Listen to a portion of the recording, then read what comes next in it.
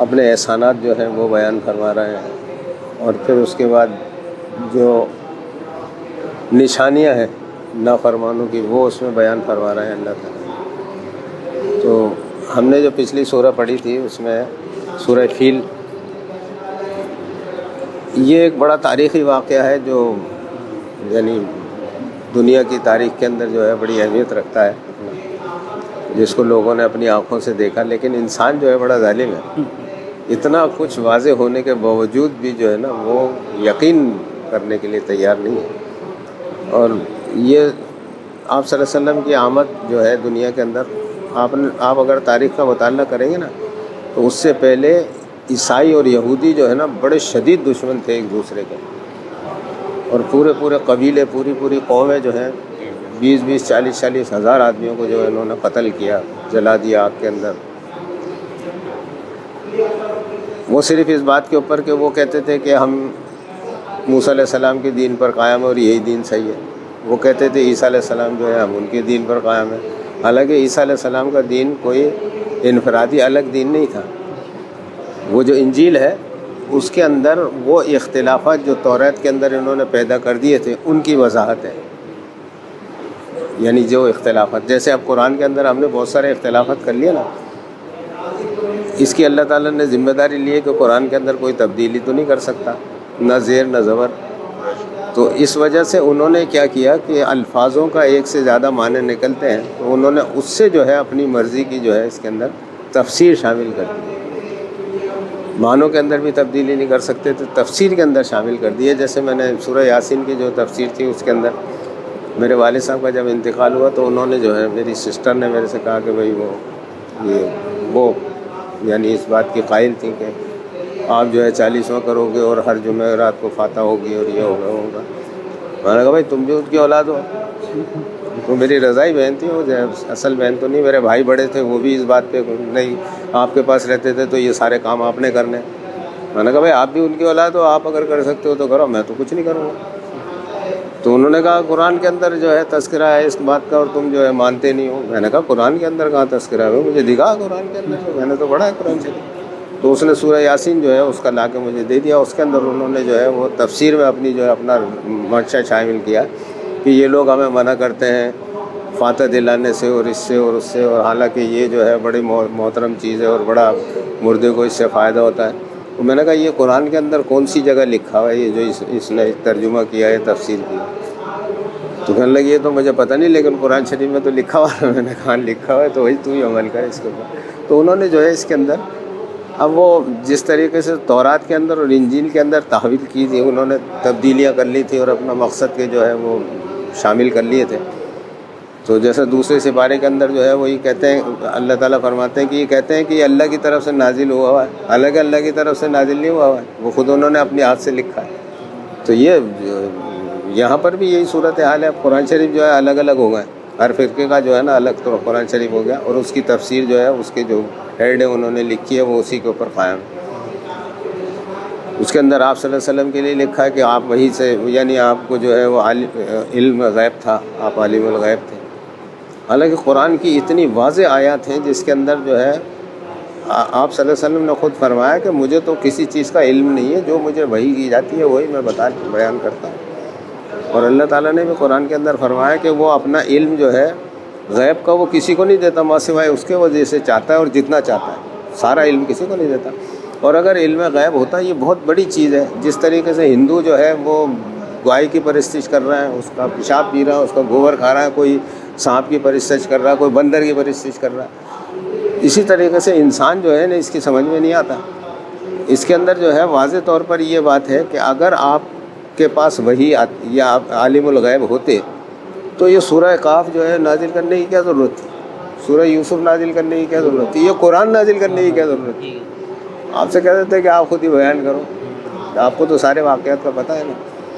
تو یعنی آدم علیہ السلام سے لے کے اس کے اندر تمام انبیاء اکرام کے جو واقعات، اور اللہ تعالیٰ بار بار فرما رہا ہے کہ اس وقت آپ نہیں تھے، آپ کو علم نہیں تھا جو ہم آپ کو بتا رہے ہیں، لیکن اس کے باوجود نہیں مانتے لوگ۔ تو یہ جو ہے نا قرآن سے دوری جو ہے وہ بڑی، اور یہ خاص طور پر یہ آیات جو ہم پڑھ رہے ہیں، جو صورتیں ہم پڑھ رہے ہیں، اس کے اندر جو برائیاں اللہ تعالیٰ نے پوائنٹ آؤٹ کی ہے نا، کوشش کرو کہ اس سے بچ جاؤ اور کوشش کرو کہ اپنے جو لوائقین ہیں ان کو بھی، کسی کی باتیں کرنا شروع کر دیتے ہیں، اس کے اوپر جو ہے تبصرے کرنا شروع کر دیتے ہیں کہ وہ ایسا ہے، وہ ایسا ہے، وہ ایسا ہے. بڑا لذت آتی ہے اس کے اندر، بڑے خوش ہو رہا ہوتا ہے، بڑی اچھی طریقے سے باتیں ہو رہی ہیں، چائے کے دور چل رہے ہوتے ہیں. لیکن اللہ تعالیٰ کو یہ بڑی ناپسند ہے، اور اس کے لیے خاص عذاب اور خاص طبقہ بنایا اس نے جہنم کے اندر، جس کے اندر اس نے خود اپنے دست مبارک سے آگ جلائی ہے. تو ایسی چیزوں سے کوشش کریں، کیونکہ اگر اللہ نے آپ کو یہ علم دے دیا ہے تو اس کے بعد آپ کی لائبلٹی زیادہ ہے. جب تک یہ علم نہیں تھا، اللہ نے ایک موقع دیا نا آپ کو کہ آپ یہ علم سیکھ رہے ہیں، تو اس نے آپ کے اوپر خاص مہربانی کی. اور یہ بڑی اللہ تعالیٰ کی نوازش ہے کہ جب وہ کسی کو اپنی طرف لانا چاہتے ہیں یا کسی کی مغفرت چاہتے ہیں نا، تو ایسا نہیں ہے کہ قیامت کے دن اس نے کوئی کام کیا ہی نہیں ہوگا اور اسے ایسے ہی کھڑا کر دیا جائے گا، بلکہ یصلح لکم اعمالکم، تمہارے اعمال جو ہیں ہم ان کو سدھار دیں گے. تم بری چیزوں سے بچ جاؤ گے اور اچھی چیزوں کی طرف آ جاؤ گے. جیسے سورہ اعراف کے اندر جو ہے اللہ تعالیٰ نے فرمایا نا، یا ایھا الذین آمنوا اتقوا اللہ وقولوا قولا سدیدا اصلاح لکم اعمالکم ویغفر لکم ذنوبکم. تمہارے اعمال بھی سدھار دیں گے اور تمہاری جو ہے گناہ، تمہاری جو برائیاں، ان کو بھی ہم جو ہے وہ معاف کر دیں گے. کس بات کے اوپر؟ کہ سچی بات کہو، جھوٹ مت بولو. اس کا یہ سچ بات کہنے کے لیے یا جھوٹ نہ، کسی چیز کو اگر کہا جائے نا کہ جوتے مت پہنو، تو اس کا مقصد یہ ہے کہ ننگے پیر جانا. اگر کوئی کہے گا ننگے پیر مت جاؤ، تو اس کا مقصد یہ جوتے، اس کی الٹ بھی سامنے ہوتی ہے نا. تو اگر اللہ تعالیٰ قرآن کے اندر فرما رہا ہے کہ سچ بات کرو، تو اس کا مقصد یہ منع کرنا ہے کہ جھوٹ مت بولو. ایک کا حکم دیا، دوسرے سے منع کیا. تو یہاں پر اللہ تعالیٰ کیا فرما رہا ہے کہ سچ بات کرو، اس کے اوپر ہم تمہارے اعمال سدھار دیں گے خود بخود. یعنی تم برے اعمال سے خود بخود بچ جاؤ گے اور اچھے اعمال کی طرف جانے لگو گے، اور جو پہلے تم کر چکے ہو اس کی ہم مغفرت فرما دیں گے. تو یہاں پر جو ہے ہم سورہ قریش، یہ سورہ جو ہے پچھلی جو ہم نے پڑھی تھی سورہ فیل، اس سے بالکل متصل ہے. اور کچھ لوگوں کا تو یہ بھی خیال تھا کہ یہ سورہ ایک ہی ہے، یعنی اسی واقعے کو بیان کرنے کے بعد جو ہے اللہ تعالیٰ نے یہ سورہ نازل فرمائی تھی. تو یہ قریش جو تھا، اچھا اس کے اندر قرآن کے اندر جو ہے نا وہ نہ صرف تربیت کی گئی ہے، بلکہ معاشی طور پر جو انسان کے اوپر اللہ تعالیٰ نے احسان کیا نا، ان کو بھی جتایا گیا. یہ عرب کے لوگوں کے اوپر بہت بڑا معاشی احسان کیا تھا اللہ تعالیٰ نے. سورہ فیل جو نازل ہوئی تھی، یہ جو واقعہ ہوا تھا، ویسے تو یعنی پہلے بھی یہی تھا کہ خانہ کعبہ کی جو ہے وہ طواف کرنے کے لیے جو قبائل آتے تھے، اس کی وجہ سے ان کا بزنس بڑا اچھا ہوتا تھا. جو نذرانے ہوتے تھے وہ الگ ہوتے تھے. لیکن اس واقعے کے بعد جو ہے اس کی اہمیت جو ہے نا لوگوں کے دل کے اندر، اور اس کی عزت جو ہے لوگوں کے دل میں بہت زیادہ بڑھ گئی، کیونکہ لوگوں نے دیکھ لیا کہ یہ واقعی میں اللہ کا گھر ہے جس نے اس کو بچایا. اور اتنی زبردست فوج، جس کو کوئی یہ کہتا تھا کہ ہم جو ہے اس کا مقابلہ نہیں کر سکتے تھے، اس کو اللہ نے کیسے یعنی کمزور جانوروں سے تباہ و برباد کرا دیا. تو یہ واقعہ جو ہے اللہ تعالیٰ نے یہاں پر بیان فرمایا. اب یہ دیکھیں آپ تسلسل اس کا جو یہ واقعہ بیان فرمانے کے بعد اللہ تعالیٰ نے جو ہے ان قریش کے لوگوں کو جو ہے نا وہ خطاب کیا ہے، لی واسطے، ایلاف، یعنی مانوس کر دیا یا آسانی کر دی، یا اس کے لیے جو ہے وہ تخفیف کر دی. یعنی اس سفر کے اندر جو ہے ان لوگوں کے لیے جو قریش کے لوگ تھے، ان کے لیے اللہ تعالیٰ نے خاص ایک مہربانی کر دی. قریش کے لیے، قریش کے اوپر جو ہے ایک خاص مہربانی کر دی، ایک خاص جو ہے عطا کر دیا ان کو.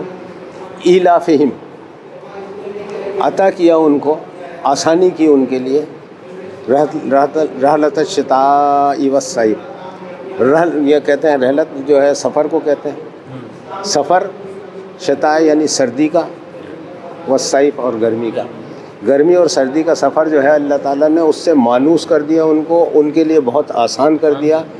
ان کے لیے جو ہے وہ اس میں تخفیف کر دی، جو پریشانیاں ہوتی تھی آسان. اور تخفیف کیا کی اس کے اندر وہ آگے پھر بیان فرمائیں گے اللہ تعالیٰ. تو یہ احسان اللہ تعالیٰ نے جتایا کہ ہم نے تمہیں جو ہے وہ ان سفروں کے لیے، اب وہ یہ تھا کہ وہ یعنی تجارت کے لیے، تجارت ایک بڑی یعنی ان کے لیے جو تھی، پہلے وہ تجارت نہیں کرتے تھے عرب کے لوگ. تو آپ صلی اللہ علیہ وسلم کے آبا و اجداد جو تھے ان کے اندر سے انہوں نے کچھ لوگوں نے یہ کہا کہ بھائی اگر ہم تجارت کریں تو ہمارے معاشی حالات جو ہے وہ، کیونکہ عرب کے اندر پیداوار تو کوئی تھی نہیں، تو ہمارے معاشی حالات جو ہے بہتر ہو جائیں گے. تو انہوں نے جو ہے وہ یہ ارادہ کیا کہ ٹھیک ہے ہم یہاں سے سامان کچھ لے کے جائیں گے، وہاں فروخت کریں گے اور وہاں سے لے کے آئیں گے یہاں. تو یمن کا سفر جب وہ کرتے تھے تو وہ گرمی کے اندر جو ہے وہ یمن کی طرف جاتے تھے، اور سردی کے اندر جو ہے وہ اس طرف کا سفر کرتے تھے، شام وغیرہ کی طرف کا. تو یہ موسموں کے اندر یعنی وہاں پر موسم اس وقت بہتر ہوتا تھا جس وقت یہ سفر کرتے تھے. تو ان کو دونوں آپشن تھے، یعنی سردی کے موسم میں بھی تجارت کر سکتے تھے، گرمی کے موسم میں بھی تجارت کرتے تھے. فَلْيَعْبُدُوا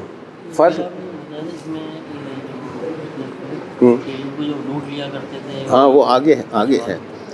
فَلْيَعْبُدُوا، پھل پس چاہیے، فا کے ساتھ جب لام مل گیا تو پس چاہیے، یعبدو عبادت کریں، رب کی، حاضل بیت اس گھر کی.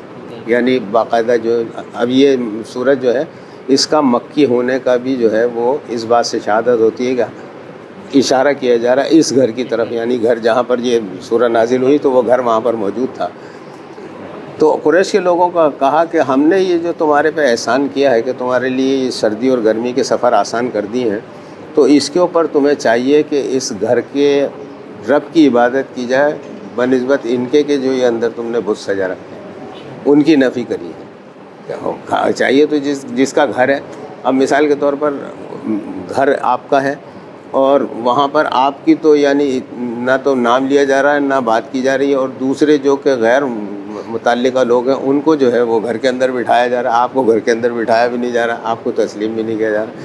تو یہ تو تسلیم کر رہا ہو تم کہ یہ اللہ کا گھر ہے، بیت اللہ ہے، لیکن پرستش تم ان بتوں کی کر رہے ہو.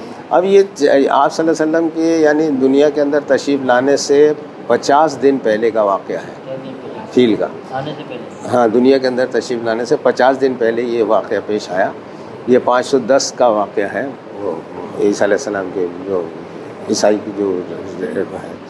تو اس کے اندر جو ہے یہ واقعہ وہاں پر اب یعنی 50 دن جو ہے، اور پھر آپ صلی اللہ علیہ وسلم نے 40 سال بعد جو ہے وہ اعلان نبوت کیا. تو 40 سال کا عرصہ تھا جس کے اندر کچھ لوگ ضرور ہوں گے ایسے کہ جنہوں نے یہ واقعہ اپنی آنکھوں سے دیکھا تھا. تو جب یہ قرآن کے اندر نازل ہوا تو پھر کوئی نفی نہیں کر سکتا تھا اس کی کہ نہیں یہ غلط کہہ رہا تھا، تو بالکل تسلیم کریں گے. بھائی اگر آپ نہیں تو آپ کے والد صاحب نہیں تو دادا نے تو ضرور یہ دیکھا ہوگا. اور کتنے عرب کے لوگ، 40 سال کا پیریڈ اتنا نہیں، کوئی نہ کوئی تو ان کے خاندان کے اندر سے موجود ہوگا. تو اگر 100% نہیں تو کم از کم 50%، 25% لوگ وہاں پر موجود تھے جنہوں نے اپنی آنکھوں سے یہ واقعہ دیکھا تھا. ہاں اوپر پہاڑوں پہ، ہاں بالکل پہاڑوں پہ چلے گئے. تو انہوں نے کہا جس کا گھر ہے وہ حفاظت کرے گا، میں تو ذمہ داری نہیں لیتا اس کی. تو یہ صورت نازل ہونے کے بعد اللہ تعالیٰ نے یہ احسان جتایا کہ ہم نے تمہارے لیے جو ہے وہ آسانی کر دی. اور جب یہ واقعہ ہوا تو پھر یہ جب صورت نازل ہوئی تو پھر اس وقت ان کو یہ یعنی سورہ فیل کے بعد جو ہے اس واقعے کے بعد جو ہے کافی عرصے تک جو ہے انہوں نے بتوں کی پرستش نہیں کی تھی، بلکہ خالص اللہ کی پرستش کرتے تھے، کیونکہ انہوں نے تسلیم کر لیا تھا کہ اللہ نے ہی بچایا. لیکن ہوا یہ کہ جب جیسے مثال کے طور پر ہر سال جو ہے وہ لوگ آتے تھے تو وہ جو آتے تھے وہ تو پرستش کرنے کے لیے بتوں کی آتے تھے. تو انہوں نے جب پرستش کرنی شروع کی تو پھر وہ دوبارہ سے شروع ہو گئی. ورنہ اس واقعے کے بعد جو ہے بتوں کی پرستش بالکل بند ہو گئی تھی. تو یہاں پر جو ہے اللہ تعالیٰ فرماتے ہیں کہ بس چاہیے ان لوگوں کو کہ یہ اس کی عبادت کریں، اس گھر کے رب کی.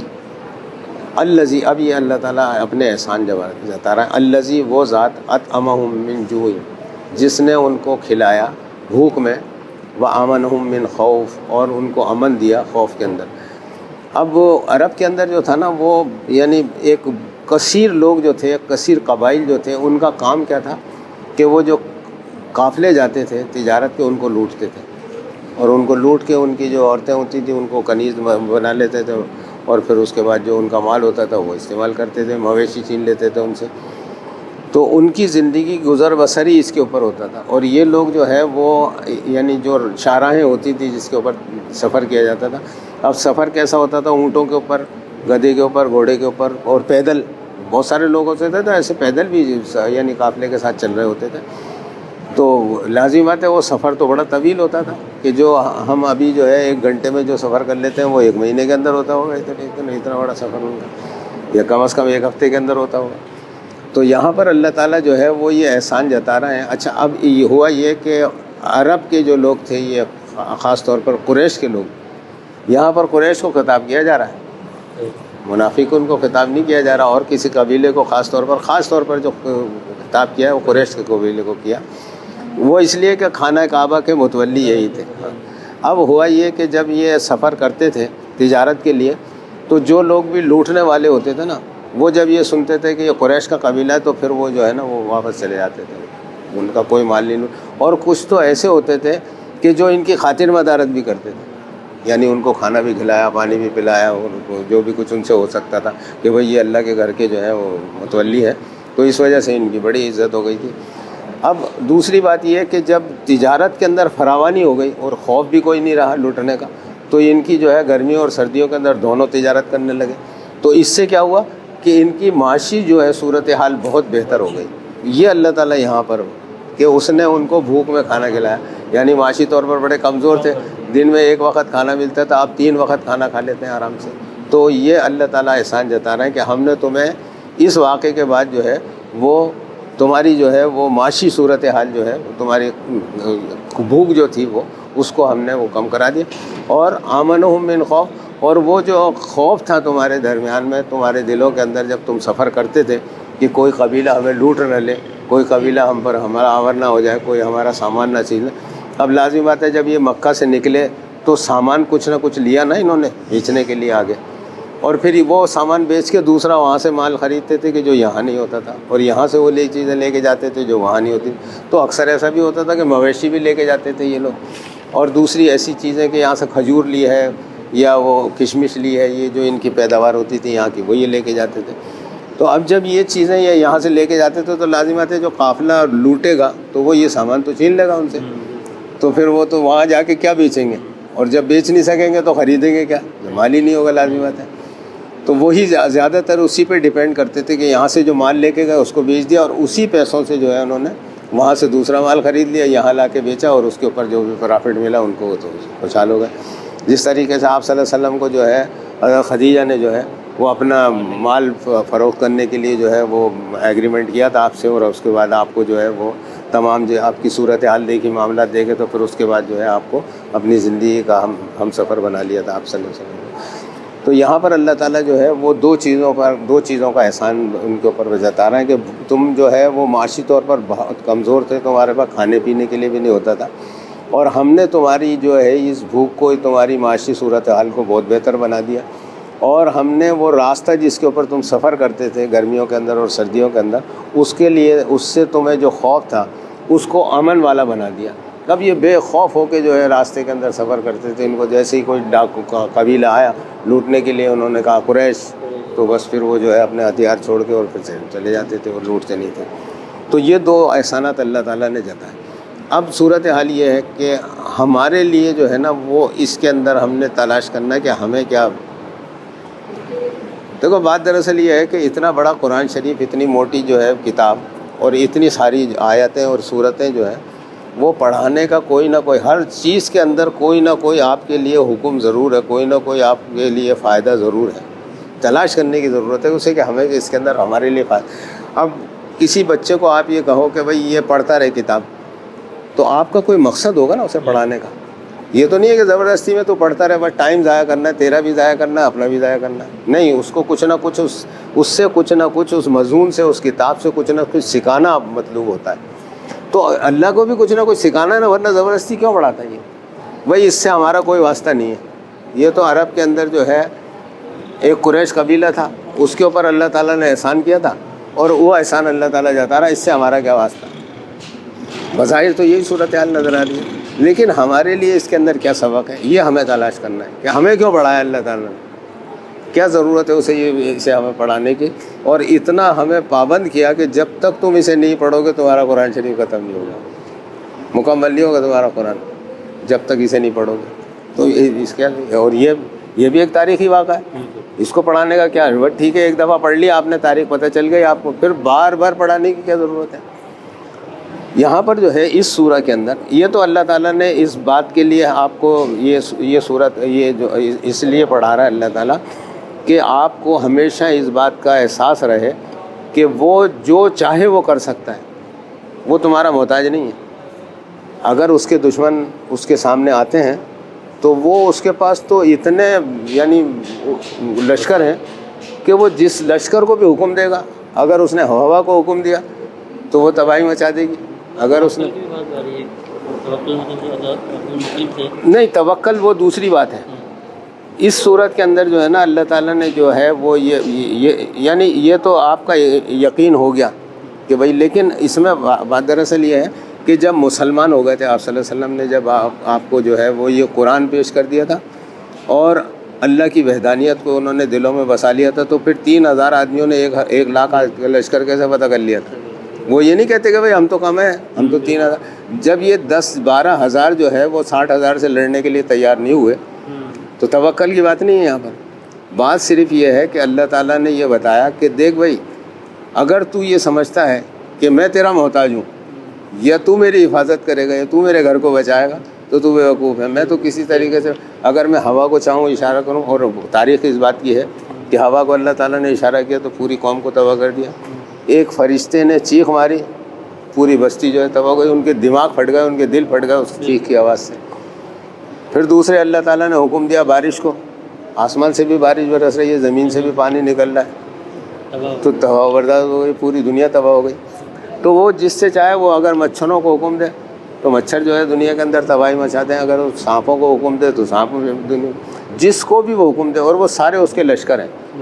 تو اللہ تعالیٰ نے جو ہے اپنا ایک چھوٹا سا لشکر بھیجا کمزور سا جانوروں کا، اور اس نے جو ہے وہ 60,000 کی جو زبردست عظیم الشان ایک فوج لے کے آیا تھا وہ خانہ کعبہ کو ڈالنے کے لیے۔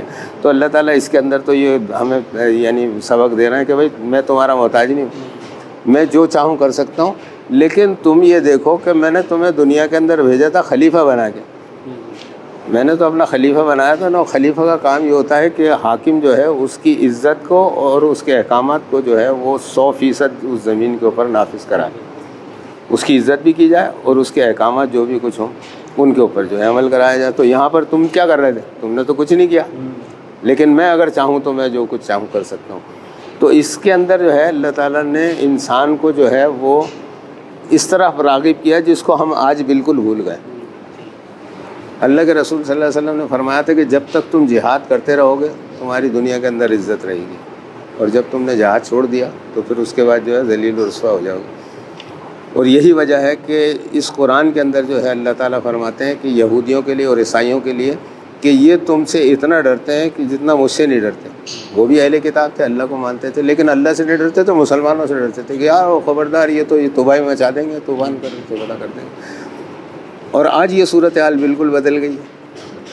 آج مسلمان عیسائیوں سے، یہودیوں سے، جیسا میں نے آپ کو بتایا تھا کہ آپ صلی اللہ علیہ وسلم کی دنیا میں تشریف لانے سے پہلے جو ہے وہ عیسائی اور یہودی جو ہے ایک دوسرے کے شہید دشمن تھے، اور انہوں نے تباہی مچا رکھی تھی۔ جس کا بھی داؤں لگتا تھا، اگر یہودیوں کا داؤں لگتا تھا تو عیسائیوں کو مٹا دیتے، تو عیسائیوں کا لگتا تھا تو یہودیوں کو مٹا دیتے۔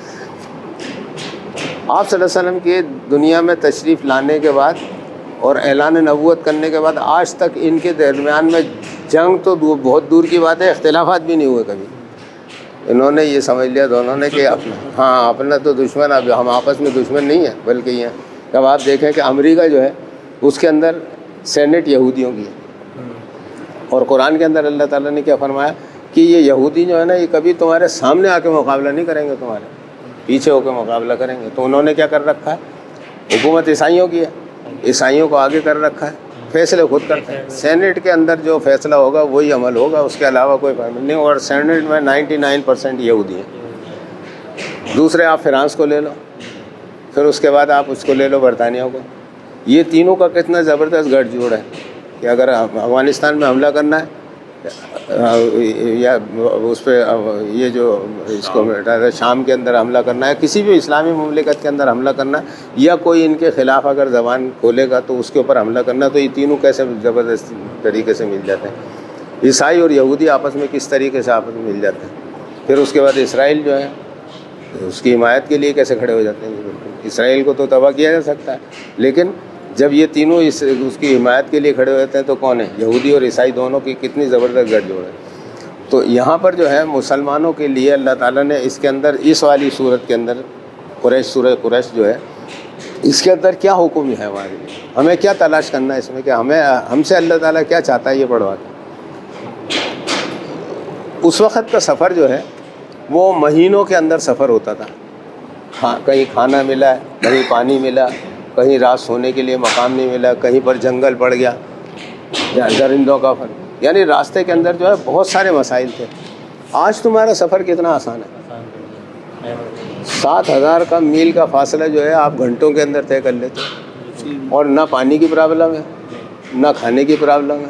کھانا بھی مل رہا ہے, پانی بھی مل رہا ہے, اور بڑے سکون سے بیٹھے ہو, ٹھنڈی ہوا بھی کھا رہا ہوں. اللہ تعالیٰ نے کتنا آسان کر دیا تمہارے لیے سفر. یہ سکھا رہا ہے تمہیں کہ دیکھو ان کے لیے تو ہم نے آسانی کی تھی, لیکن تم بھی تو دیکھو کہ تمہارے لیے کتنی یہ ہوائی جہاز جو بنایا, یعنی جو بنانا انسان کو بنانا سکھایا, کس نے سکھا دیا؟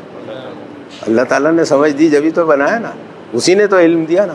اور آدم علیہ السلام کو جب فرشتوں کے سامنے پیش کیا تھا اللہ تعالیٰ نے, تو ان سے کہا تھا نا کہ بھائی ہم, جب فرشتوں سے سوال کیا تو انہوں نے کہا کہ ہمیں تو علم نہیں ہے اس بات کا.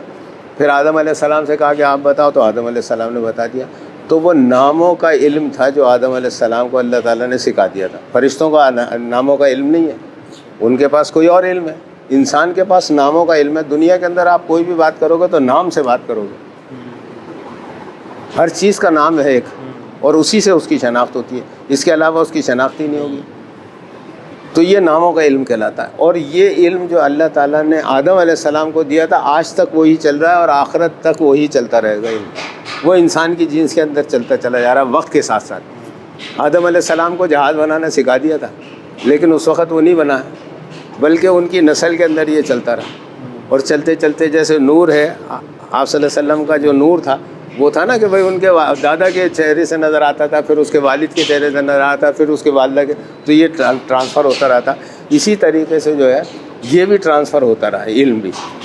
ہوائی جہاز کس نے بنانا سکھا دیا؟ اللہ نے سکھا دیا. ٹرین کس نے سکھا دی؟ اللہ نے سکھا دی. تو تمہارے لیے کتنا سفر آسان کر دیا. یہ احسان اللہ تعالیٰ تمہارے پہ جتا رہا ہے, لیکن اس کے اندر تو نہیں لکھا. اسے ہمیں تلاش کرنا ہے. ہمارے لیے اللہ تعالیٰ نے اتنا. پھر دوسرے اس سفر سے جو ہے ہم تجارت کرنا نا, ہم لازمی بات ہے کوئی آدمی نوکری کر رہا ہے امریکہ کے اندر جا کے. اب اگر نوکری کرنے کے اندر امریکہ جانا ہو اور آپ وہی گھوڑے کے اوپر بیٹھ کے امریکہ جاؤ, تو 1 سال میں پہنچو گے, 1 سال کے اندر تو وہ نوکری سے ہی نکال دے گا آپ کو. آج کل تو اس کا چیز کا رواج ہی نہیں ہے. ہاں, اب اگر وہاں سے آپ گھر آنا چاہو تو گھر نہیں آ سکتے. تو یہ کتنی آسانی اللہ تعالیٰ نے. پھر تجارت کے لیے لوگ ایران جاتے ہیں, افغانستان جاتے ہیں, تجارت کے لیے جاتے ہیں نا بہت سارے لوگ. تو چین جاتے ہیں اور برطانیہ جاتے ہیں لوگ. تو یہ نہ صرف اس کے لیے بلکہ تجارت کے لیے بھی جاتے ہیں, علم حاصل کرنے کے لیے بھی جاتے ہیں, ملازمت کرنے کے لیے بھی جاتے ہیں. اور بہت سارے لوگوں نے جا کے پاکستان سے باہر جو ہے وہ ڈپارٹمنٹل اسٹور بھی کھولے ہیں, کاروبار بھی کر رہے ہیں وہاں پر. پھر اس کے بعد جب ان کو چاہیے ہوتا ہے ملنا اپنے والدین سے, تو وہ جو ہے وہ 2 گھنٹے کے اندر, 4 گھنٹے کے اندر, 6 گھنٹے کے اندر, یا زیادہ سے زیادہ 12 گھنٹے کے اندر جو ہے اپنے والدین سے آ کے مل لیتے ہیں. تو اللہ تعالیٰ نے ہمارے لیے کتنا آسان فرما دیا. اور پھر معیشت جو ہے ہماری لازمات ہے, ہم بھی تجارت کرتے ہیں. اگر ہم یعنی ایمانداری سے تجارت کریں تو ہم بھی بہتر ہو سکتے ہیں نا. مشرقی پاکستان الگ ہوا تھا نا, اس نے ایمانداری سے تجارت کی, وہاں پر ایمانداری سے نظام چلا, حکومت کے لوگ جو ہیں انہوں نے خدمت کی, واقعی میں ملک بنانے کی کوشش کی. تو آج وہ ہمارے سے بہت آگے ہے, بہت آگے ہے, اس کی کرنسی بہت آگے ہے. اور پھر اس کے بعد تجارت وہاں پر اس قدر یعنی فروغ پا رہی ہے. وہ جو بنگلہ دیشی مذہبی طور پہ کون سے فرقے کو وہی ہے, نہیں دونوں ہیں, یہی دونوں ہیں, ہری ٹوپی اور سفید ٹوپی. اچھا, وہاں بھی ایسے ہی ہے ہماری طرف, ہندوستان کے اندر بھی ایسا ہی ہے, ایسے ہی, ہاں ایشیا کے اندر زیادہ تر ایسا ہی ہے. لیکن معاشی طور پہ وہ مستحکم, معاشی طور پر اس وجہ سے مستحکم ہوئے کہ انہوں نے خلوص کے ساتھ جو ہے قوم کی خدمت کی. اور جو امریکہ کی غلامی انہوں نے جو ہے نا وہ قبول نہیں کی, نہ انڈیا کی غلامی قبول کی, انہوں نے انڈیپینڈنٹ رہنا پسند کیا. ہوا یہ تھا کہ ہم نے جب سے ہوش سنبھالا تھا تو ہم یہی دیکھتے تھے کہ بھائی وہ مشرقی پاکستان کے اندر جو ہے سیلاب آ گیا اور یہاں سے مدد جا رہی ہے.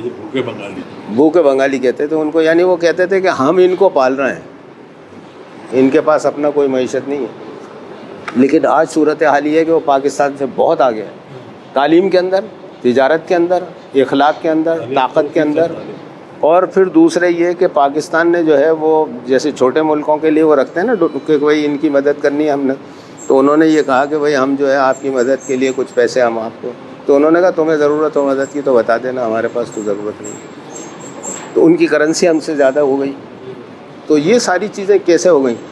انہوں نے خلوص کے ساتھ کام کیا۔ اگر ہم بھی خلوص کے ساتھ پاکستان کے اندر کام کریں تو ہمارے لیے راستے بھی آسان ہیں، سفر بھی آسان ہے، تجارت بھی آسان ہے، لیکن کسی بھی پروڈکٹ کو یہاں سے پاکستان کی اٹھا لو آپ تو اس کے اندر جو ہے نا جو اس کی اسپیسیفیکیشن دی ہوگی اس نے اس کے مطابق نہیں ہوگا، یا تو وہ انگریڈینٹس نہیں ہوں گے اس کے اندر، یا اس کا ویٹ نہیں ہوگا، یا اس کی پیکنگ نہیں ہوگی، یا اس کی سیکورٹی نہیں ہوگی اتنا۔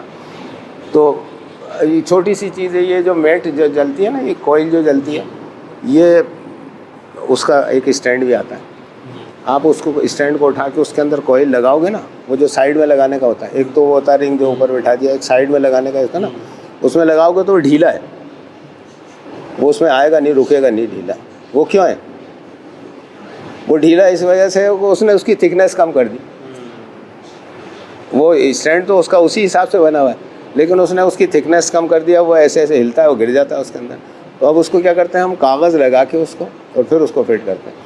اس نے بے ایمانی یہ کی کہ اس نے اس کے اندر جو ہے اس کی کوانٹٹی کم کر دی، اس کی تھکنیس کم کرنے کی وجہ سے بے ایمانی ہے۔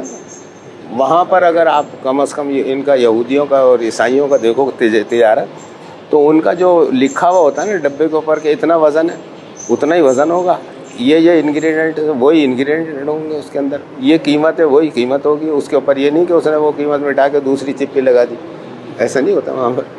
تو تجارت کے اندر وہ لوگ بہترین کام کر رہے ہیں، اگر ہم کریں تو کیا نہیں ہو سکتا۔ تو یہ اللہ تعالیٰ جو فرما رہا ہے نا کہ ہم نے تمہیں بھوک کے اندر جو ہے وہ کھانا کھلایا، تو کھانا تو وہ اب بھی کھلانے کے لیے تیار ہے، تم خود کھانا کھانے کے لیے تیار نہیں ہو۔ یہاں پر صورت حال یہ ہے کہ اللہ تعالیٰ جو ہے پاک اور شفاف طیب رزق آپ کو دے رہا ہے، لیکن آپ کا کیا پروگرام ہے کہ آپ جو ہے اس کے اوپر پہلے غلاظت ڈالو گے، پھر اس کے بعد اسے کھانا کھاؤ گے، جیسے ہم نمک اور گرم مسالہ ڈالتے ہیں نا، ایسے غلاظت ڈالو گے اس کے بعد۔ آپ کو کسی نے ملازمت دی اور اس نے آپ کی تنخواہ رکھی 60,000 روپے، 1 لاکھ روپے، 2 لاکھ روپے، پھر آپ نے 50,000 روپے رشوت لے لی، پھر ایسا ہی کیا کہ جیسے یعنی قورمے کی دیگ کے اندر پیشاب کے قطرے ڈال دیے، اور پھر اس کے بعد اسے کھا رہا ہے کہ نہیں جب تک یہ نہیں ڈلے گا جب تک تو مزہ ہی نہیں آئے گا۔ تو اس نے اپنا حاصل رزق جو حلال رزق اللہ تعالیٰ نے دیا تھا۔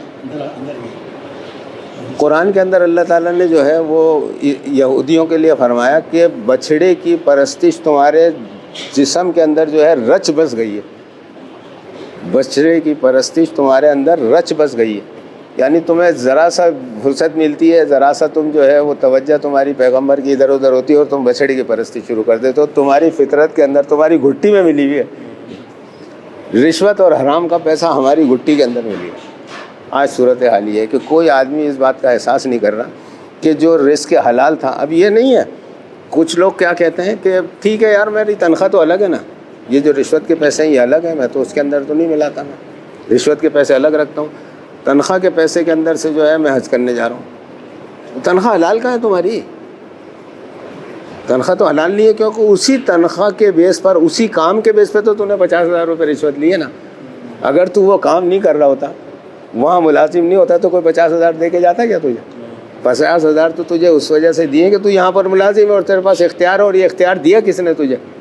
اس حاکم نے دیا جس نے تجھے ملازمت پہ رکھا۔ تو اگر تو نے اس اختیارات کے بل پر جو پیسے لیے ہیں تو یہ جو تو نے تنخواہ لی ہے وہ بھی حرام ہو گئی، اور یہ جو تجھے ذمہ داری دی تھی اس کے اندر بھی تو نے جو ہے وہ یعنی بدنیتی کی ہے۔ تو ہم جو ہے اس بات کا تصور نہیں کرتے، پھر اس کے اندر سے زکوٰۃ بھی دے رہے ہوتے ہیں، پھر اس کے اندر سے جو ہے اللہ کی راہ میں خرچ بھی کر رہے ہوتے ہیں، اور بہت خوش ہو رہے ہوتے ہیں جب کوئی آدمی آ کے آپ کے پاس برابر میں بیٹھ جائے گا کہ یار فلانی جگہ جو ہے وہ مدرسہ ہے، فلانی جگہ مسجد ہے، اور کچھ اللہ کی راہ میں خرچ کرو، اور اللہ کے یہاں پر تمہارے جو ہے وہ جنت کے اندر محل بن جائے گا تمہارے لیے زبردست قسم کا، اور یہ ہو جائے گا ہو جائے گا۔ اچھا بھائی ٹھیک ہے، آپ نے دے دیے 10,000 روپے 5,000 روپے، کمائے کہاں سے تھے؟ حرام کا مال کمایا تھا۔ اللہ تعالیٰ کی ذات تو اس قدر پاک ہے کہ ہم اس کا تصور بھی نہیں کر سکتے، پاکی تو بنتی اسی سے ہے، وہ جس کی طرف نظر کر لیتا ہے وہ پاک ہو جاتا ہے، اس کا تزکیہ ہو جاتا ہے، تو وہ تو اتنا پاک ہے، آپ اس کو حرام کی رقم دے رہے اس کے نام پہ. وہ کہہ رہا ہے کہ میں نے تو تجھے منع کیا تھا کہ حرام کی رقم مت لائیو مت کھائیو، تو مجھے بھی کھلانے کی کوشش ہے. مسجد کے اندر جو ہے نا لا کے دے رہا ہے کہ یہ 10,000 روپے جو ہے میری طرف سے ہیں، مسجد کے اندر لگا دو. اللہ کو دے رہا نا، نہ تو امام کو دے رہا ہے، نہ مجھے دے رہا ہے، نہ آپ کو دے رہا ہے، نہ جو مسجد میں نماز پڑھنے والا آ رہا ہے اس کو نہیں دے رہا. اللہ کو دے رہا ہے تاکہ جنت کے اندر گھر بن جائے. وہ کہے گا حرام کا مال. اس وقت اللہ کو کس قدر غصہ آتا ہوگا، کس قدر قہر پیدا ہوتا ہوگا کہ جس وقت وہ جانتا ہے ہر چیز کو، لیکن جب فرشتے جا کے کہتے ہیں کہ فلاں آدمی نے حرام کا مال آپ کے نام پہ خرچ کیا ہے، اس کو کس قدر کا وہ، یعنی اگر وہ چاہے تو اس کو بولے اس کو زمین کے اندر دفن کر دو جس نے ہمیں حرام کا مال دیا. آپ جو ہے ایک بہت بڑے افسر ہیں، میں آپ کے پاس جاتا ہوں اور آپ کے پاس جو ہے بہترین قسم کا قورمہ جس کی اگر ڈھکنا کھولا جائے تو خوشبو آئے، میں آپ سے کہتا ہوں کہ یہ قورمہ جو ہے میں آپ کے لیے اور آپ کے بچوں کے لیے لاؤں، لیکن اس میں پیشاب کے 2-3 قطرے گرے ہوئے، پھر آپ کا کیا حال ہوگا؟ یعنی آپ وہ برتن میرے منہ پہ مارو گے کہ الو کو بیٹے تو یہ حرام کی چیز مجھے کھلانے لائے. تو اللہ تعالیٰ کو جب یہ حرام کا مال پیش کیا جاتا تو اس کو کتنا قہر آتا ہوگا، میں اندازہ نہیں لگا سکتا اس بات کا، اور نہ کوئی دوسرا لگا سکتا ہے کہ اس کو کتنا قہر آتا ہوگا، اور وہ اس انسان کے لیے کیا حکم فرماتے ہوں گے جس آدمی نے یہ کیا کہ تجھے میں نے منع کیا تھا حرام کھانے کے لیے تو مجھے بھی حرام پیش کرنا. لوگ سمجھ نہیں ہے، نہ سمجھ. سمجھ اس وجہ سے نہیں ہے. دیکھو دنیا کے اندر 2 طاقتیں ہیں، ایک برائی کی طاقت ہے، شیطان کی طاقت ہے، اور ایک رحمان کی طاقت ہے، اللہ تعالیٰ کی. اللہ تعالیٰ نے اپنے علم کو اور لوگوں کو اپنی راہ پر لانے کے لیے، لوگوں کو جو ہے نصیحت کرنے کے لیے پیغمبروں کا سلسلہ جاری رکھا. پیغمبر آتے رہے اور انسانوں کو سمجھاتے رہے کہ دیکھو بھائی اس راستے پہ مت جانا، اس راستے پہ جانا، یہ کام مت کرنا، یہ کام کرنا. شیطان جو ہے وہ سامنے آئے بغیر جو ہے انسان کو راستے سکھاتا رہا. شیاطین کا لفظ جو استعمال کیا نا، اور پھر جو آخری سورہ ہے سورہ یہ جو اپنی 2 ہے سورہ ناس، اور یہ تو اس کے اندر کیا فرما رہا ہے؟ من الجنت والناس، یہ الذی یوسوس من الجنت والناس الذی یوسوس فی صدور الناس من الجنت والناس. وہ انسانوں میں سے بھی ہے اور جنوں میں سے بھی ہیں، دونوں ہیں. شیطان جو ہے نا وہ دونوں میں سے ہے. اور شیطان دونوں میں سے کیسے ہے؟ جیسے نوح علیہ السلام سے اللہ تعالیٰ نے جب ان کے بیٹے کو جو ہے وہ غرق ہونے لگا تو انہوں نے اللہ سے دعا کی، اللہ یہ تو میرا بیٹا ہے، یہ تو میرا نطفہ ہے. تو اللہ تعالیٰ نے فرمایا نہیں یہ تیری اولاد نہیں ہے، یہ تیرا اہل نہیں ہے، اس وجہ سے کہ اس کا راستہ الگ ہے.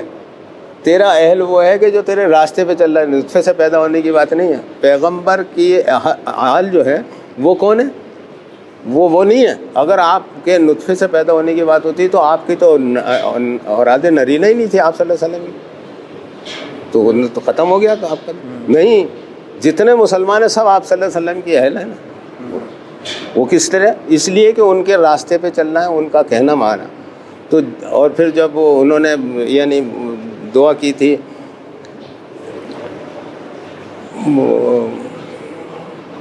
اس میں ہے نا پیغمبر جنہوں نے یہ دعا کی تھی کہ اللہ تعالیٰ ان کو بخش دے جو میرے گھر کے اندر شامل ہو گئے، نام بھول جاتا ہوں. نہیں داؤد علیہ السلام نہیں، اس میں اس کی وہ بھی ہے، ایک سورہ بھی ہے ان کے نام سے، ابھی آ جائے گا نام تو میں بتاؤں گا. تو انہوں نے کیا کہا تھا کہ جو میرے گھر کے اندر، سورہ یونس بھی نہیں ہے،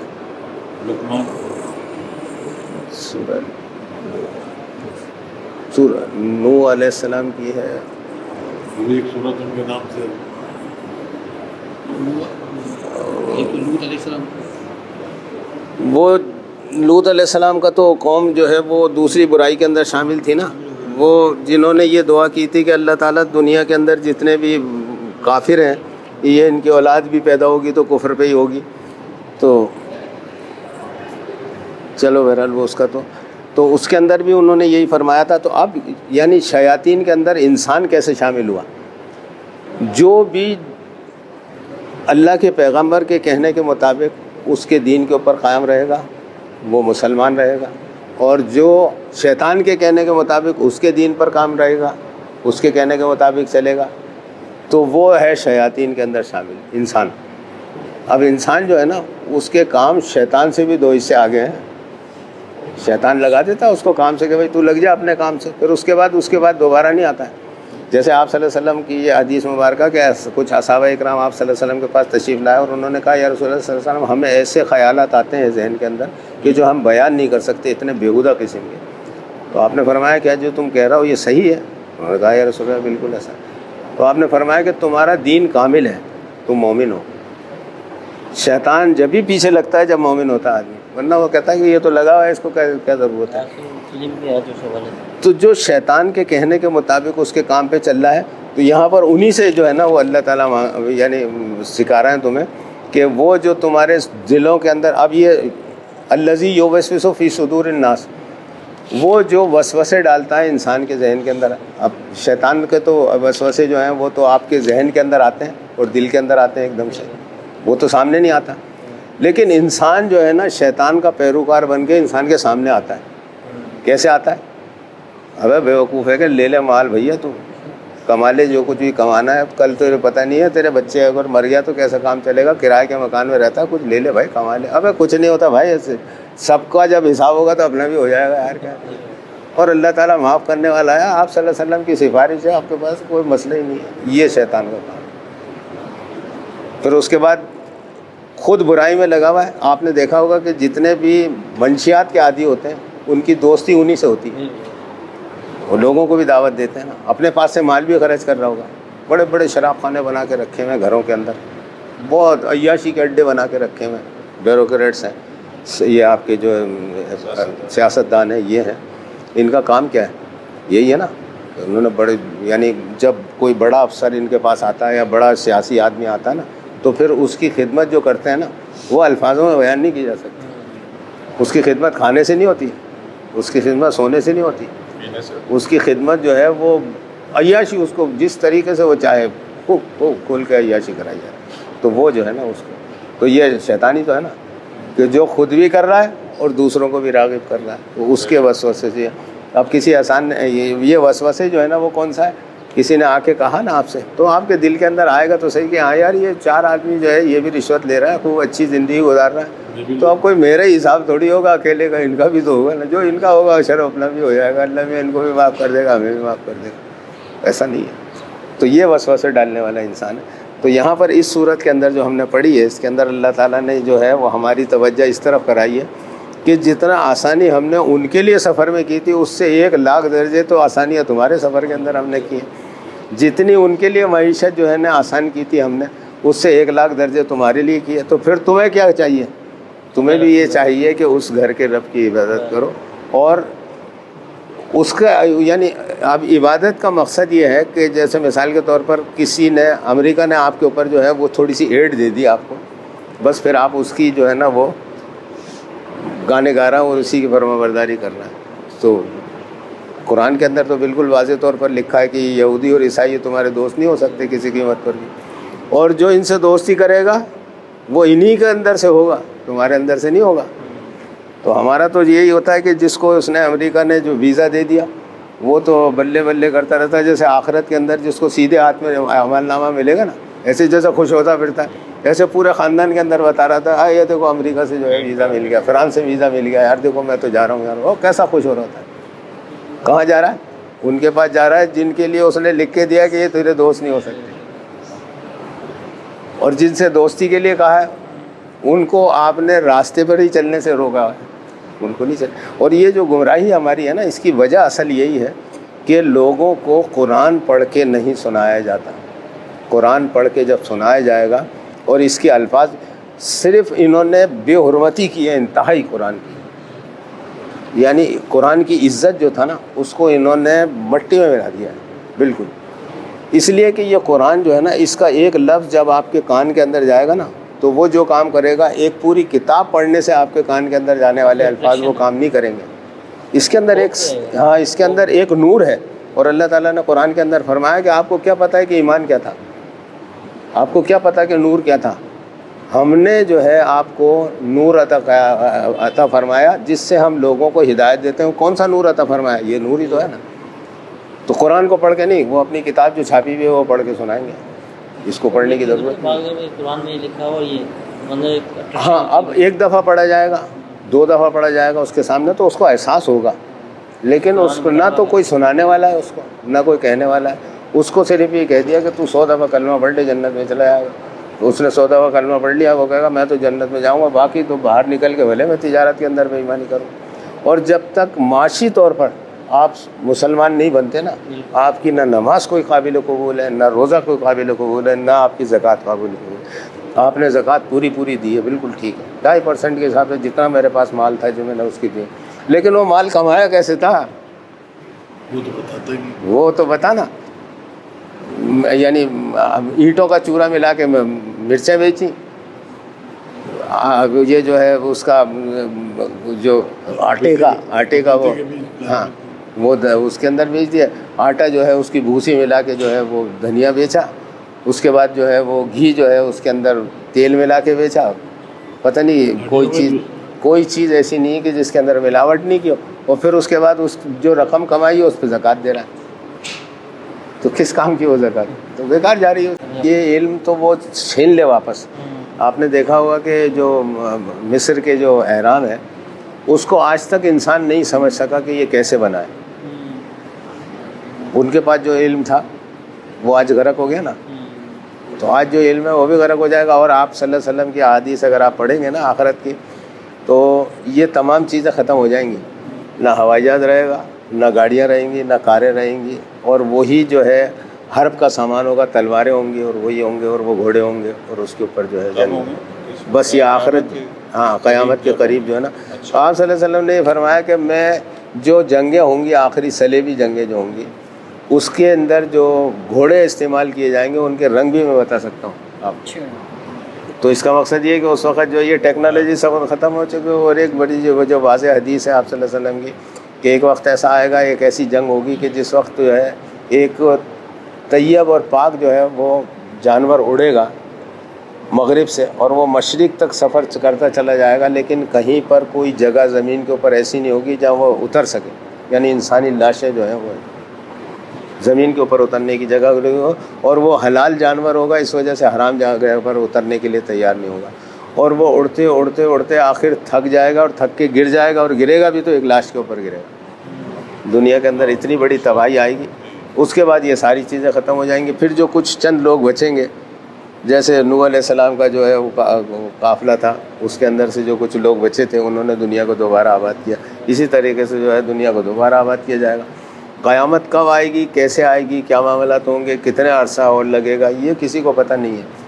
کتنی دفعہ انسان جو ہے زمین کے اندر دوبارہ جو ہے وہ آباد ہوگا, اور کس کس مراحل سے گزرے گا, یہ پھر اللہ تعالیٰ جانتے ہیں.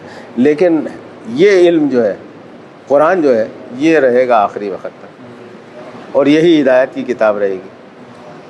تو آج بھی اگر ہمیں ہدایت حاصل کرنی ہے تو ہم اس کتاب کی طرف آئیں. اور اگر ہمیں جنگ عظیم ہوگی کسی وقت بھی, تو پھر اس کے بعد فراوانی سے جو ایٹم چلیں گے, فوج تیار ہوگی, اور یہ سب لازمی بات ہے. وہ تو جب ایٹم بم چلیں گے تو پھر اس کے بعد جو ہے نا, اور وہ کب ہوگا, یہ غزوہ جو ہے ہند ہونا ہے, وہ کب ہوگا. آپ صلی اللہ علیہ وسلم نے تو دی ہوئی ہے یعنی بشارت ہے, لیکن یہ وقت کا کوئی تعین نہیں ہے. آپ نے جب بھی یہ فرمایا تو قیامت نہیں آئے گی جب تک یہ نہیں ہوگا.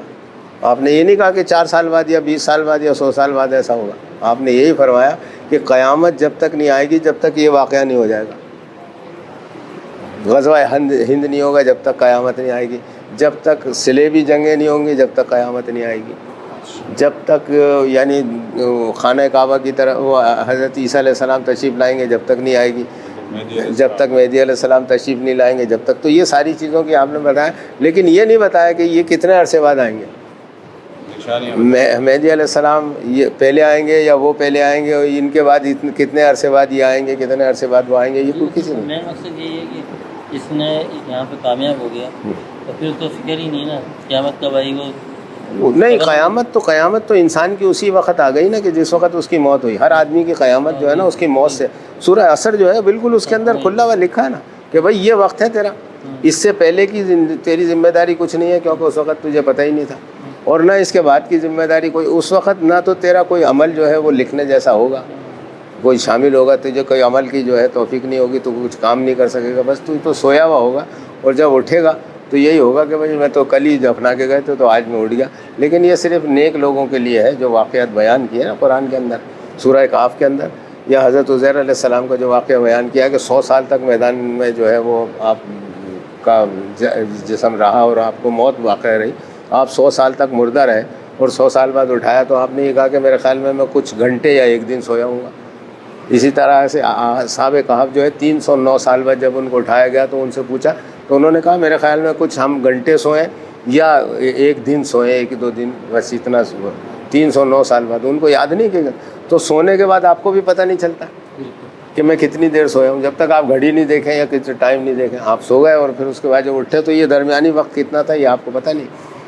نیک لوگوں کا تو یہ ہے، لیکن بد لوگوں کے لیے جو ہے، وہ جو بدکار لوگ ہیں، جو نافرمان لوگ ہیں، ان کے لیے قبر کا معاملہ جو ہے وہ قرآن کے اندر کہیں بھی تذکرہ نہیں ہے ماں سوائے ایک جگہ کے۔ وہ فرعون کی قوم کے لیے اللہ تعالیٰ نے فرمایا کہ فرعون کی قوم جو ہے اس کو صبح شام جو ہے وہ عذاب دکھایا جاتا ہے جس کے اندر ان کو داخل کیا جائے گا، اور آخرت والے دن ان کو داخل کیا جائے گا۔ اب مثال کے طور پر ہمیں جو ہے وہ روزانہ لے جا کے بتایا جائے کہ دیکھ بھائی اس طریقے سے تجھے جو ہے نا یہاں پر کاٹا جائے گا، یہ تیرے ہاتھ کاٹے جائیں گے، تیرے پیر کاٹے جائیں گے، وہ دکھایا جائے تو 24 گھنٹے کے اندر ایک دفعہ اگر ہمیں دکھایا جاتا ہے روزانہ تو 24 گھنٹے میں سے 30 گھنٹے تک ہمارے پاس اس کا خوف رہے گا کہ اب میرا نمبر آنے گا، کب میرا نمبر آئے گا، ایسا میرا اثر ہوگا۔ تو ان کے اوپر جو عذاب اللہ تعالیٰ نے دیا ہوا وہ اس انداز میں دیا ہوا ہے کہ ان کو جب دکھایا جاتا ہے روزانہ، صبح شام پیش کیا جاتا ہے، تو صبح پیش کیا جاتا تو شام تک ان کو خوف رہتا ہے، اور شام کو پیش کیا جاتا تو صبح تک خوف رہتا ہے، تو وہ خوف کے اندر مبتلا رہتے ہیں۔ تو یہ کیا عذاب کم ہے کیا کہ ان کو پتہ ہے کہ اس آگ کے اندر ہمیں داخل کیا جائے گا۔ لیکن آپ صلی اللہ علیہ وسلم نے جو ہے وہ فرمایا کہ اگر میں یہ بتا دوں کہ قبر کے اندر عذاب جو ہے وہ کس انداز میں ہوتا ہے، کتنا عذاب ہوتا ہے، تو مجھے یہ خوف ہے کہ تم مردوں کو دفنا نہ چھوڑو۔ تو نیک لوگوں کا تو یہ صورت حال ہے کہ ان کے مرنے کے بعد جب ان کو دفنا کے آیا جائے گا اور جب ان کو اٹھایا جائے گا، قیامت ہوگی، تو ایسا لگے گا کہ جیسے میں کچھ گھنٹے جو ہے وہ یہاں پر سویا ہوں، اور اس کو اندر بھی کوئی تکلیف نہیں ہوگی، اندر وہ بڑے آرام سے ہوگا۔ تو یہ تو ان لوگوں کے لیے ہے جو کہ فرما بردار ہیں۔ تو فرما بردار آدمی، اور میں آپ سے جو ہے نا وہ پہلے بھی ایک دفعہ بتا چکا ہوں کہ اللہ سے جب آپ دعا کرتے ہیں نا، تو دنیا کے لیے اگر آپ یہ دعا کریں گے کہ اللہ میں مجھے ایک اچھا سا مکان دے دے، مجھ سے اچھی سی ملازمت دے دے، مجھے بیٹا دے دے، بیٹی دے دے، یہ دے دے، وہ دے دے، دنیا کی جو بھی چیز مانگو گے، اگر وہ آپ کے حق میں بہتر ہوگا تو اللہ تعالیٰ دے دیں گے، یا آپ کے لیے اگر وہ اس نے نصیب میں ہوگا آپ کے اور آپ کے لیے بہتری ہوگی اس کے اندر، تو اللہ تعالیٰ عطا فرما دیں گے۔ لیکن اگر آپ کے لیے بہتری نہیں ہوگی تو آپ روز وہ دعا مانگو، آپ کی قبول نہیں ہوگی، نہیں دے گا اللہ تعالیٰ، کیونکہ تو اس کو پتہ ہے کہ اس کو نقصان ہو جائے گا اس سے۔ لیکن آخرت کے لیے جو بھی دعا مانگو گے آپ، وہ ایز اٹ از جو ہے نا، آپ اگر اللہ سے یہ دعا کرو گے کہ اللہ تعالیٰ میں کمزور ہوں، بہت گناہ گار ہوں، لیکن آخرت کے میدان میں ذلیل و رسوا مت کرنا، وہاں پر ہمیں جو ہے وہ اس میدان کے اندر ان لوگوں کے ساتھ مت کھڑا کرنا ہے جو نافرمان ہے، تو اللہ تعالیٰ نے یہ دعا تمہاری سمجھ لو کہ قبول کر لی اگر سچے دل سے مانگی آپ نے۔ اسی طریقے سے دعا ہمیشہ یہ مانگا کرو کہ اللہ تعالیٰ ہمیں جو ہے دنیا کے اندر جتنے ہم نے گناہ کیے ہیں وہ سارے گناہ جو ہیں ہمارے معاف کر دے، اور آئندہ ہمیں گناہوں سے بچا لے، اور ہمیں ان لوگوں میں شامل کر دے جو تیری زمین کے اوپر گناہوں سے پاک چلتے پھرتے۔ یہ دعا اگر آپ کی قبول ہو گئی تو پھر اس کے بعد نہ مرنے کے بعد کی کوئی پریشانی ہے، نہ جب تک زندہ ہیں جب تک کی کوئی پریشانی ہے، بہت آسانی ہے، کیونکہ اس کے لیے نہ تو کوئی تکلیف ہے نہ کوئی پریشانی ہے۔ جس کے گناہ انسان کے اوپر جو تکلیف آتی ہے، پریشانی آتی ہے، اس کے اندر لکھا ہوا ہے کہ اس کے اعمال کی وجہ سے آتی ہے۔ مجھے بیماری ہوئی تو میرے اعمال کی وجہ سے آئی، یا اللہ کی آزمائش کی طرف سے آئی، تو آزمائش جیسے تو ہم ہے نہیں، اب یہ امت اس واقع قابل تو ہے نہیں کہ اس کو آزمایا جائے، یہ تو ویسے ہی بہت کمزور ہے، اور یہ 1 منٹ کے اندر کفر کے اوپر تیار ہو جاتی ہے۔ مجھے تھوڑی سی بیماری آئی، کسی نے یہ کہا کہ بھائی فلانے مندر کے اندر چلا جائے، وہاں پر جو ہے وہ بابا پھونکتے ہیں، صحیح ہو جائے گا۔ شاہ عقیق کے اوپر چلا جائے، اگر کسی کو یہ پرابلم ہو گئی ہے صاحب، کسی کو ہرنیہ کا پرابلم ہے، تو وہ شاہ عقیق کو چلا جائے تو وہ صحیح ہو جائے گا، اور ہو جاتے ہیں لوگ، اللہ تعالیٰ کر دیتے ہیں ان کو کہ ٹھیک ہے تیرا اگر ایمان اس بات کا ہے تو ہو جاتا ہے صحیح، لیکن وہ ہو گیا نا کفر کے اندر شامل ہو گیا، تو پھر وہ جا کے شاہ عقیق کی تعریفیں کرے گا، اللہ کی تعریف نہیں کرے گا، اس کا کوئی واسطہ ہی نہیں۔ تو اللہ تعالیٰ جو ہے ہماری اس دعا کو قبول فرما لے، اور ہمیں جو ہے ان لوگوں کے اندر شامل فرما دے اللہ تعالیٰ کہ جو دنیا کے اندر اس کی زمین میں گناہوں سے پاک چلتے پھرتے ہیں۔ الحمدللہ الحمدللہ الحمدللہ الحمدللہ الحمدللہ الحمدللہ الحمدللہ رب العالمین، رب السماوات و رب الارض رب العالمین، وَلَهُ الْكِبْرِيَاءُ فِي السَّمَاوَاتِ وَالْأَرْضِ وَهُوَ الْعَزِيزُ الْحَكِيمُ۔ هو الملك رب السماوات ورب الأرض ورب العالمين وله العظمة في السماوات والأرض وهو العزيز الحكيم. هو الملك رب السماوات ورب الأرض ورب العالمين وله النور في السماوات والأرض وهو العزيز الحكيم. اللهم آنس وحشتي في قبري، اللهم ارحمني بالقرآن العظيم واجعله لي إماما ونورا وهدى ورحمة. اللهم ذكرني منه ما نسيت وعلمني منه ما جهلت وارزقني تلاوته آناء الليل وآناء النهار واجعله لي حجة يا رب العالمين. آمين آمين آمين. سبحان ربك رب العزة عما يصفون وسلام على المرسلين والحمد لله.